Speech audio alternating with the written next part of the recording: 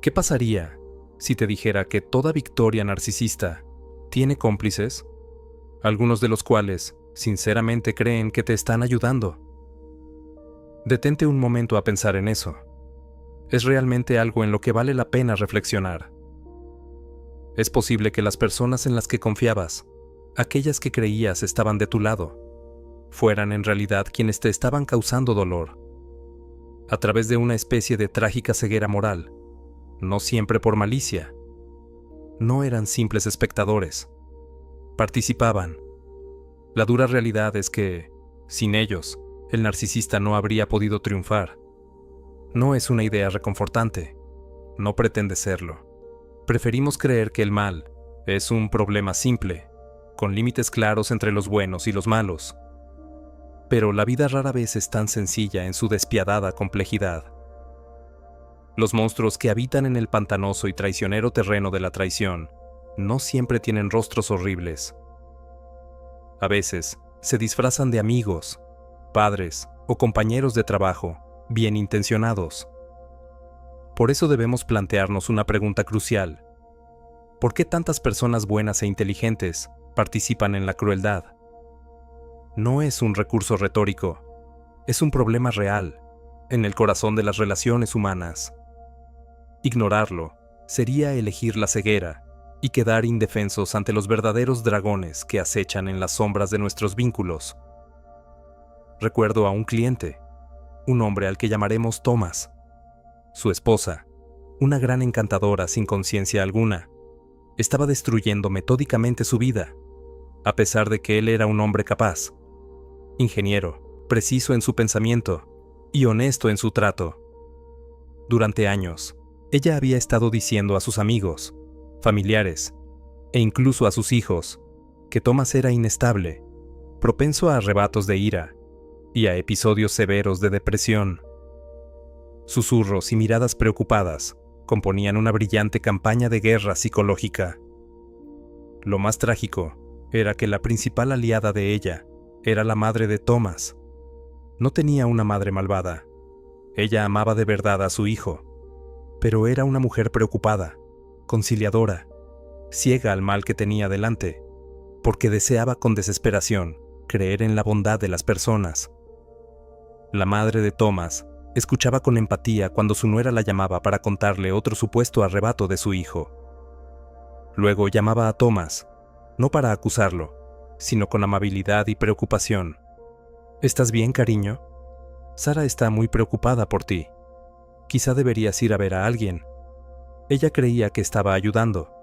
Creía actuar como una madre amorosa y una suegra comprensiva. Pero en realidad estaba reforzando el relato del narcisista. Le estaba entregando la pala con la que su nuera cavaba la tumba de su propio hijo. Y lo hacía con las mejores intenciones. Durante años, los psicólogos han intentado comprender este fenómeno.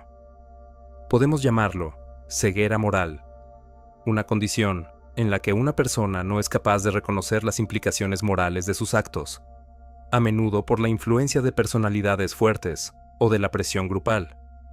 Se convierten en engranajes de una máquina despiadada, mientras creen que solo están ayudando, manteniendo la armonía o incluso actuando en beneficio de la víctima.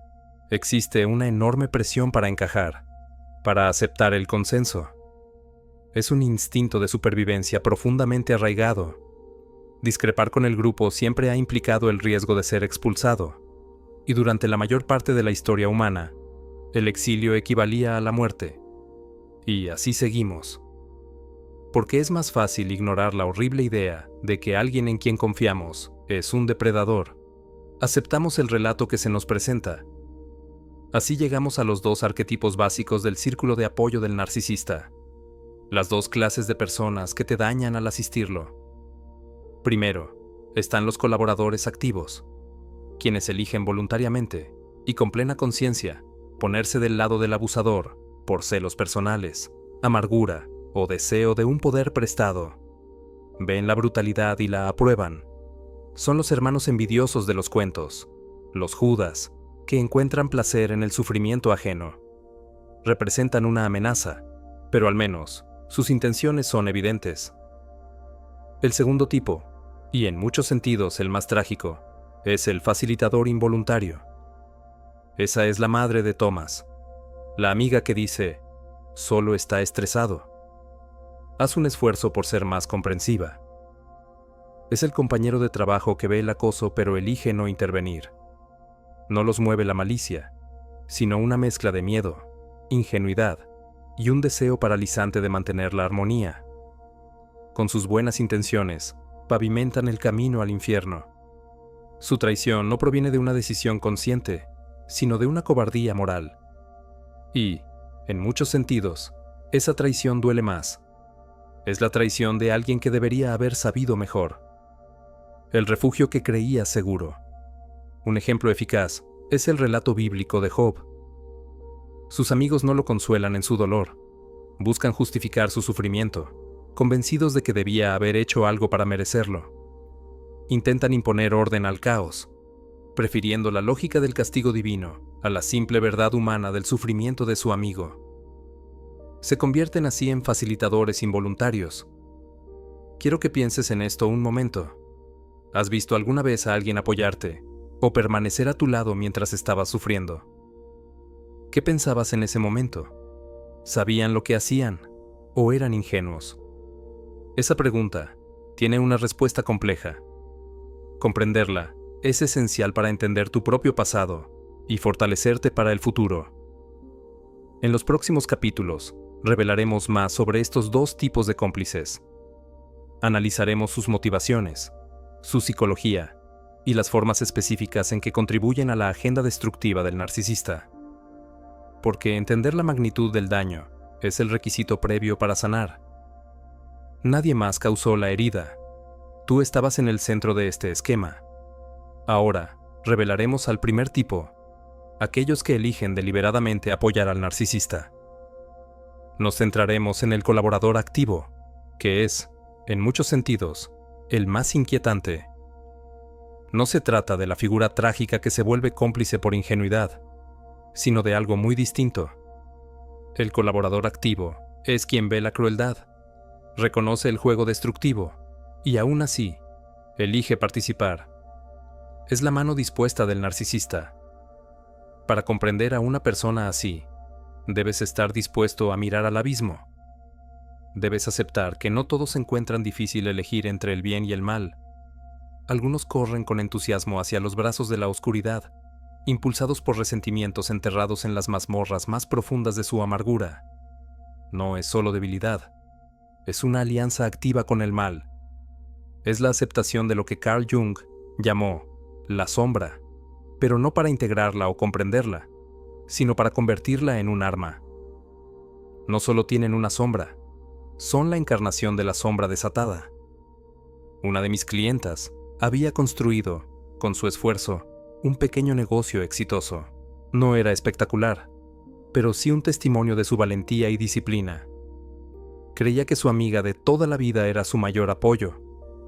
Pero esa amiga, atrapada en una vida de resentimiento silencioso y potencial no realizado, comenzó a mostrar su verdadera naturaleza cuando mi clienta se casó con un narcisista de manual.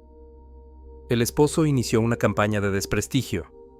Minaba su confianza, cuestionaba sus capacidades y la aislaba de su red de apoyo, y la amiga de la infancia se convirtió en su más ferviente aliada. Si el marido hacía una broma cruel sobre mi clienta, la amiga era la que más se reía. Cuando ella lograba un pequeño éxito, la amiga plantaba dudas. ¿Estás segura de que podrás con eso?, preguntaba con fingida preocupación.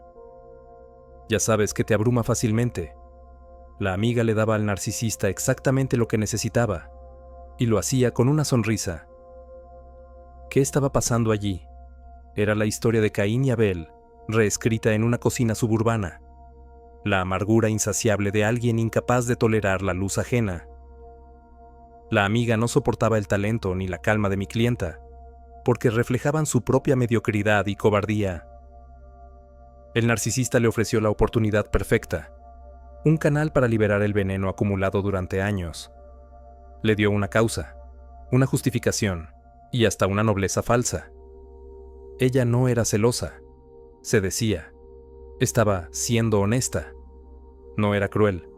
solo estaba preocupada. Un maestro ejercicio de autoengaño impulsado por el deseo más antiguo de la humanidad, el poder. ¿Por qué alguien elige ese camino? Porque estar cerca de un narcisista ofrece una ilusión de poder sin esfuerzo. El colaborador no necesita construir nada, solo ayudar a destruir. Puede estar junto al león, sentir su fuerza y compartir el botín de la caza sin arriesgarse a enfrentar los cuernos de la gacela. La relación es parasitaria. El colaborador se alimenta del gozo vicario de la destrucción, mientras el narcisista se nutre de la adoración y el control. Se convierten en el bufón del tirano, susurrando veneno y celebrando su brutalidad. Y debemos hacernos una pregunta incómoda. ¿Qué hace que alguien sonría al ver el sufrimiento? La creencia de que si ellos no pueden tener algo, nadie debería tenerlo. Esa es una enfermedad espiritual profunda. El impulso de demostrar que toda virtud es hipocresía, que el ideal es una mentira y que la bondad es un fraude. El narcisista, con ayuda del colaborador, intenta destruir la idea misma de un mundo donde su propio resentimiento no sea la realidad suprema. En cierto sentido, están en guerra consigo mismos. Piensa en Judas. La historia suele reducirse a 30 monedas de plata, pero es más profunda. Es la historia de un hombre que caminó junto a lo divino y eligió traicionarlo por debilidad, ambición o rencor. Se justificó. Probablemente se convenció de que lo hacía por el bien común, creyéndose el único que veía la verdad. Todo colaborador activo tiene un monólogo interno parecido. Se ve como el héroe de su historia torcida. Pero sus actos tienen consecuencias devastadoras. Refuerzan al narcisista, amplifican su abuso, crean un eco de aprobación que distorsiona la realidad de la víctima. Aún así, el colaborador paga su propio precio. Mientras destruye al otro, destruye su alma. El veneno que reparte lo vuelve cínico y vacío. El déspota al que sirve, inevitablemente, se volverá contra él. Porque la lealtad, para el narcisista, es solo un instrumento temporal. Su deseo es insaciable. ¿Cómo identificar a estas personas? Debes aprender a escuchar los matices. Es el amigo que da cumplidos envenenados, el compañero que parece demasiado interesado en tus errores, la persona cuyos ojos brillan cuando fracasas más que cuando triunfas. Esas son las primeras señales de un alma malevolente. Presta atención, tu intuición te avisará. ¿Puede alguien así redimirse? Es raro, pero posible. Requeriría un viaje al fondo de su oscuridad, una confrontación tan brutal que destruya por completo su visión del mundo. Exigiría aceptar plena responsabilidad, sin excusas. A veces, ese momento llega cuando ven al narcisista abusar de alguien que aman, quizás un hijo. Ahí, por un instante de terror, pueden despertar, pero pocos tienen el valor de recorrer ese camino. Por eso debes comprenderlo. Un colaborador activo no es una víctima. Es un participante voluntario y entusiasta del juego. Son quienes te sujetan mientras el narcisista golpea. Reconocerlos no es cinismo, es respeto por ti mismo.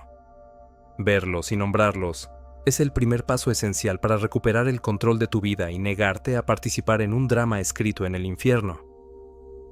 Si el colaborador activo es el antagonista aterrador de nuestra historia, el facilitador involuntario es su tragedia más grande.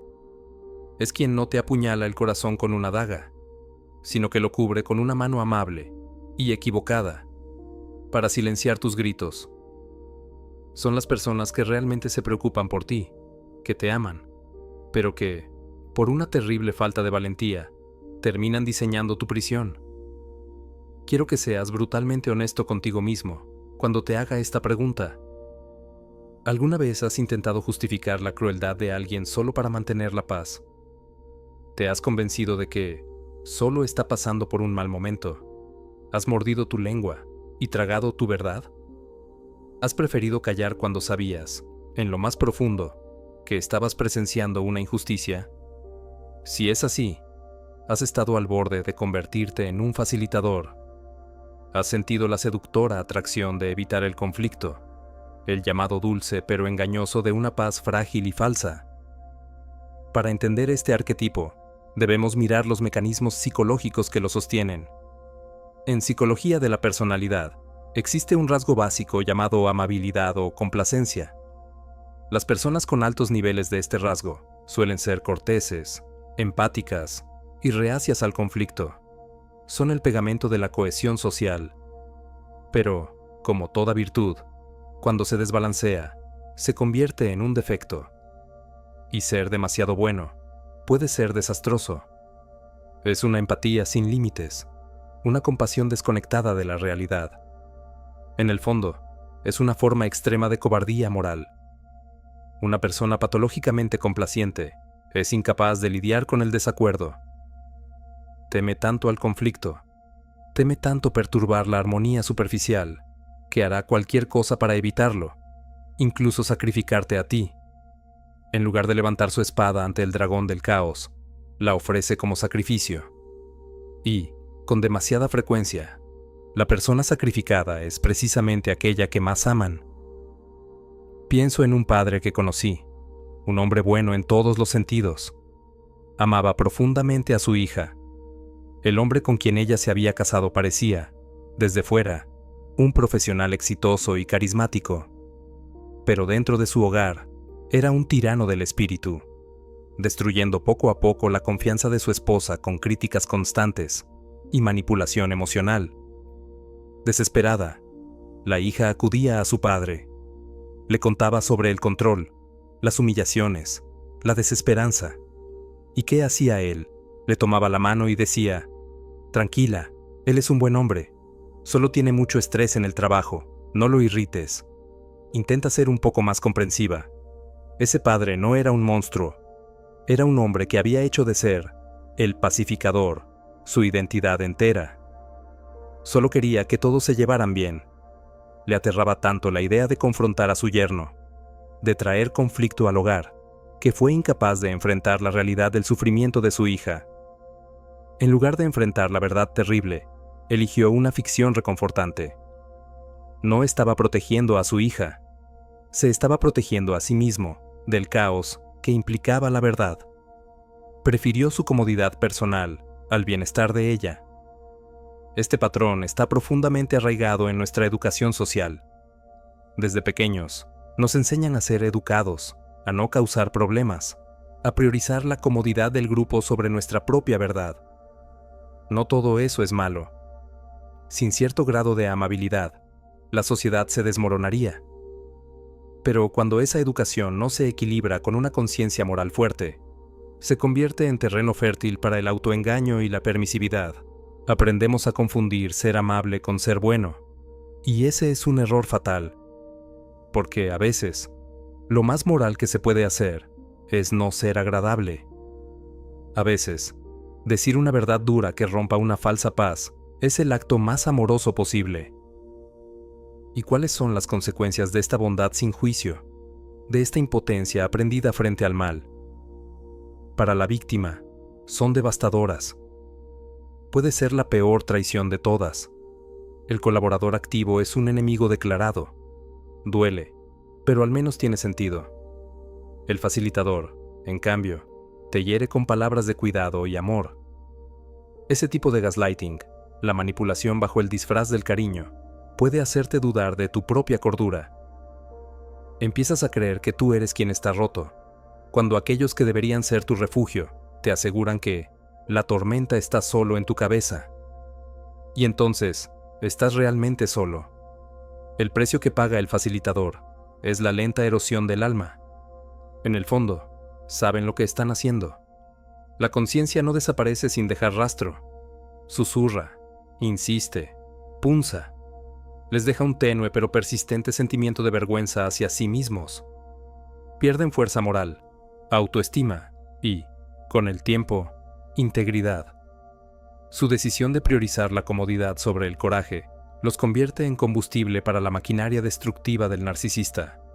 Sin ellos, el abuso se detendría, pero con su silencio y su pasividad, lo mantienen en marcha. Conclusión, y ahí reside la tragedia humana más profunda, que el mal no triunfa solo por los malvados, sino por los débiles que lo permiten. Los colaboradores activos lo alimentan con odio, los facilitadores, con miedo y complacencia. Uno destruye por resentimiento, el otro por cobardía, pero ambos terminan sirviendo al mismo amo, la sombra. Reconocer esto no debe llenarte de amargura, sino de lucidez, porque solo al ver con claridad quién está realmente a tu lado y quién no, puedes romper el ciclo, sanar y reconstruirte con dignidad. Un facilitador se comunica claramente con el narcisista cada vez que suaviza las cosas o le ofrece una excusa. Tus actos no tienen consecuencias. Tu brutalidad está justificada. Continúa. El narcisista puede intensificar sus acciones sin temor a represalias, porque el facilitador elimina las barreras de la responsabilidad social. En esencia, está adiestrando al monstruo para que se vuelva aún más horrible. Por lo tanto, debemos reconsiderar la pregunta a la luz de todas sus ramificaciones. ¿Por qué apoyamos al agresor? Actuamos por miedo, a pesar de las objeciones de nuestra conciencia. Tememos el desacuerdo, lo desagradable, las consecuencias. Nos aterra el dragón. Sin embargo, no nos damos cuenta de que, si no enfrentas al dragón del mundo, éste se instalará dentro de ti.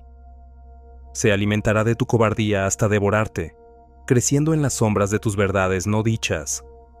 No hay una salida sencilla de esto. Es el camino del valor moral.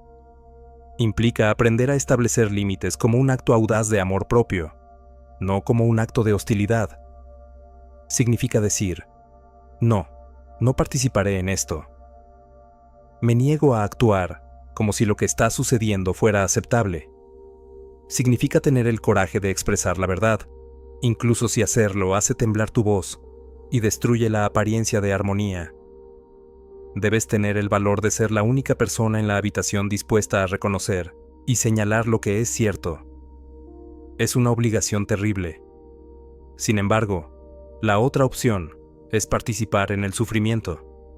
Es mirar cómo la persona que amas es destruida mientras sostienes tus buenas intenciones entre las manos. Y esto tienes que comprenderlo realmente. Las buenas intenciones pavimentan el camino al infierno. A veces, la pala la sostiene tu mejor amigo. Hemos viajado hacia el crepúsculo aterrador del facilitador involuntario y la oscuridad del colaborador activo. Y si aún sigues conmigo, quizá te sientas inclinado a considerar que estas categorías pertenecen a otros. Podrías sentir la tentación de trazar una línea en la arena y alinearte firmemente con los justos y los agraviados. Y debes resistir esa tentación con todas tus fuerzas, porque las raíces de estos comportamientos no están allá afuera en el mundo, lo cual es una verdad horrible y liberadora a la vez. Las posees tú, las poseemos todos, son poderosas, antiguas, y están entretejidas en la esencia misma de lo que significa ser humano. Así que emprendamos una aventura intelectual. Partamos de la premisa de que tomar partido, incluso cuando va en contra de nuestras convicciones morales, no es una falla moderna, ni un simple defecto de carácter. Es tanto una necesidad biológica como un recuerdo psicológico de una época en la que la tribu lo era todo, y el mundo era mucho más peligroso, y al enfrentar esa realidad, podríamos alcanzar una comprensión más profunda de quiénes somos y de las decisiones morales que debemos tomar cada día. Durante cientos de miles de años, nuestros antepasados tuvieron que sobrevivir en un mundo de peligros, hambre, depredadores y climas extremos. Esa era la realidad cotidiana. ¿Y cuál fue el factor más importante para la supervivencia en ese mundo? La tribu, el grupo. Ser parte del grupo significaba tener acceso a la defensa colectiva, a los recursos comunes y a la sabiduría de generaciones. Ser desterrado o expulsado no era una molestia social, era una sentencia de muerte. Debes comprender esto. Esa ansiedad social que te recorre el cuello cuando piensas en oponerte al consenso, ese temor a ser rechazado, no son productos de tu época escolar. Desde lo más profundo de tu sistema nervioso, ese mecanismo de supervivencia de 300.000 años grita dentro de ti, No dejes la tribu. Estar solo es estar muerto. Por eso, el impulso de encajar es abrumador cuando una personalidad fuerte, como la de un narcisista, crea una pequeña tribu con sus propias reglas, su propia realidad y sus propios enemigos. Tu biología ancestral te dice que la mejor forma de sobrevivir es apoyar al individuo fuerte que define al grupo, aunque tu conciencia, un desarrollo evolutivo mucho más reciente y delicado, te susurre que algo anda terriblemente mal. Nuestros mitos más antiguos y nuestros relatos más profundos contienen esta dinámica fundamental. Piensa en el arquetipo del chivo expiatorio. Desde los inicios de la civilización, las sociedades han proyectado sus crímenes, ansiedades y temores sobre una persona o subgrupo, con el fin de preservar su cohesión interna. El otro designado es entonces expulsado, literal o simbólicamente, y como resultado de su expulsión, la comunidad se purifica, sus lazos se fortalecen y sus miembros se sienten puros y virtuosos, mientras sus propias sombras son llevadas lejos sobre las espaldas del exiliado. Un narcisista no solo está siendo cruel cuando te convierte en su objetivo, está realizando un antiguo y repugnante ritual. Te está utilizando como chivo expiatorio. Además, los facilitadores y colaboradores que se agrupan a su alrededor están participando en la ceremonia, porque eso fortalece su posición dentro de la tribu. Reafirman su sentido de pertenencia al aceptar que tú eres el problema, que eres demasiado sensible, demasiado difícil o demasiado diferente. Pueden señalar al marginado desde la seguridad de la mayoría. El relato es tan antiguo como la humanidad. Esto nos lleva a un principio duro, pero esencial. Tienes que elegir un bando. No decidir también es una decisión. No hay espacio para la neutralidad en el drama moral del abuso narcisista. El silencio es un voto a favor del agresor. Es un acto de complicidad, una renuncia profunda al deber. Le estás dando al déspota una oportunidad. La pasividad moral no tiene cabida en la estructura del mundo. El sufrimiento de los demás es testimonio de las consecuencias de tu inacción. Las grandes tragedias históricas reflejan este mismo patrón. ¿Cómo fue que personas comunes y buenas terminaron participando en los horrores del régimen nazi? No todos eran monstruos. Fue porque hicieron concesiones pequeñas y graduales. Eligieron ignorar los rumores, justificar las injusticias, preservar su propia seguridad y comodidad. Como era aterrador resistir la marea, optaron por creer la narrativa del poderoso y participar en el sacrificio de sus vecinos, y, al abdicar de su responsabilidad moral personal, descendieron al infierno. Por eso, te pido que hagas algo difícil. Reflexiona sobre tu propia vida. ¿Cuándo has ignorado tus principios morales para sentirte más cómodo o incluido? ¿Alguna vez te reíste de un chiste cruel solo porque todos lo hacían? ¿Alguna vez callaste sabiendo que debías hablar? No te alarmes por esto. Si deseas convertirte en un ser humano consciente, debes estar dispuesto a mirar tu propia sombra y tu potencial de fracaso moral. Para ese autoexamen, considera estas herramientas. Escribe un diario y sé completamente honesto. Solo tú necesitas verlo. O describe un momento en que sentiste una gran presión para apoyar a un grupo pese a tus reservas. ¿Qué temías exactamente? ¿La burla? ¿La pérdida de una relación? ¿La exclusión? Reflexiona sobre alguien que haya sido injustamente condenado o usado como chivo expiatorio en un grupo del que formas parte. ¿Qué papel jugaste tú? ¿Participaste? ¿Guardaste silencio? ¿Cuánto te habría costado defenderlo? Pregúntate si alguna vez juzgaste duramente a alguien. ¿Te sentiste en ese momento más moral, más parte del grupo? Esto no es un ejercicio de autoflagelación, sino de autoconciencia. La idea no es hundirse en la culpa, sino reconocer que todos tenemos el potencial de actuar así. Es parte de nuestro patrimonio humano común. Pero, y esto es crucial, no es nuestro destino. Tenemos la capacidad de reflexionar sobre nosotros mismos, de reconocer nuestros propios impulsos y decidir no seguirlos. Podemos elegir que la verdad sea más valiosa que la comodidad. Podemos cargar con el peso de nuestra conciencia. Esa es la enorme, terrible y maravillosa responsabilidad de ser humano. Dado que estos patrones son más profundos de lo que imaginabas, ¿qué puedes hacer? Cuando descubres que el enemigo está tanto dentro como fuera de ti, ¿cómo avanzas? Ahora debemos abordar esa pregunta.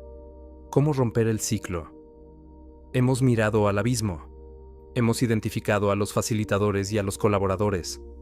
Hemos enfrentado la inquietante realidad de que todos somos capaces de fallar moralmente. Y quizá ahora te sientas sin esperanza. Te preguntarás, ¿hay alguna posibilidad, dado lo profundo y antiguo del problema? ¿Cómo puedo luchar contra esto? Aquí está la respuesta.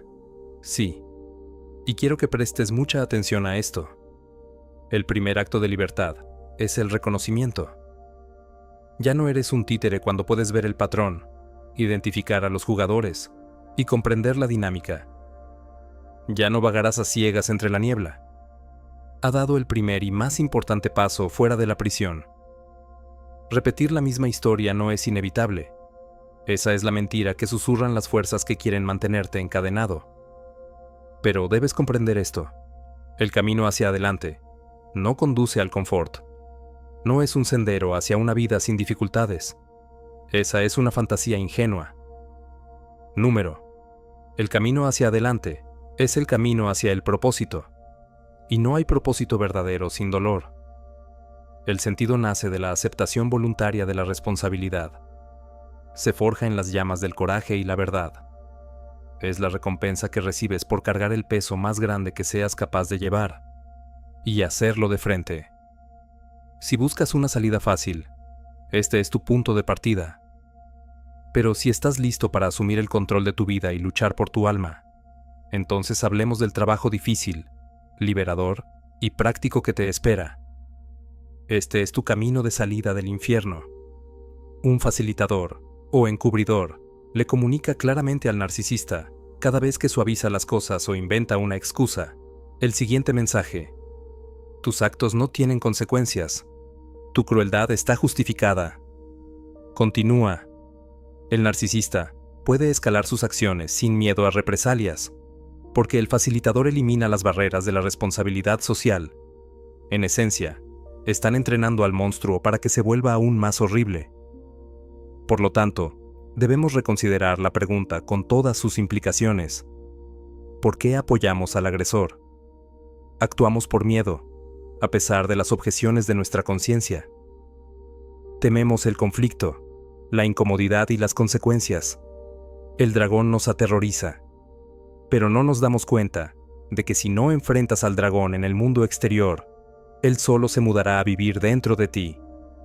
Se alimentará de tu cobardía hasta devorarte por completo, creciendo en las sombras de tus verdades no dichas.